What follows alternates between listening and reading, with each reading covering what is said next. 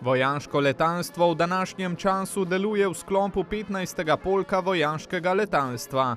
Izvaja nadzor, zaščito, kontrolo in pa povezovanje z zračnim prostorom Republike Slovenije, izvaja zračni transport, zračno podporo enot Slovenske vojske, sodeluje v sistemu zaščite, reševanja in pa pomoči, je integriran v strukturo zavezniških sil, področja nadzora in pa zaščite skupnega zračnega prostora držav članic zavezništva. Zagotavlja tudi delovanje letališč Cerklje ob Krki in Brnik, logistično pa podpira vse enote slovenskega vojaškega letalstva.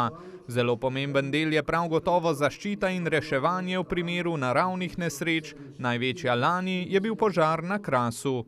Ko je slovenska vojska odigrala ključno vlogo pri gašenju iz zraka. Videl sem nekatere med vami, ki ste bili tudi tam prisotni, in na tem mestu se vam iskreno zahvaljujem vsem, ki ste dali takrat v nemogočih razmerah vse od sebe. V lanskem letu je slovenska vojska za potrebe reševanja, nujnih medicinskih prevozov in gašenja naletela rekordnih 1138 ur.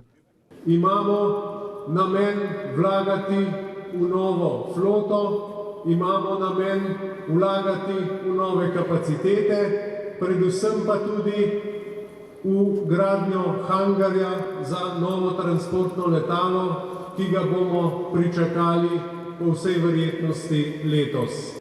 V tem času so v vojašnici Jerneja Molana Cerklje ob Krki pričeli tudi z zaposlovanjem podpornega letališkega osebja, začela pa se je tudi druga faza posodobitve letališča.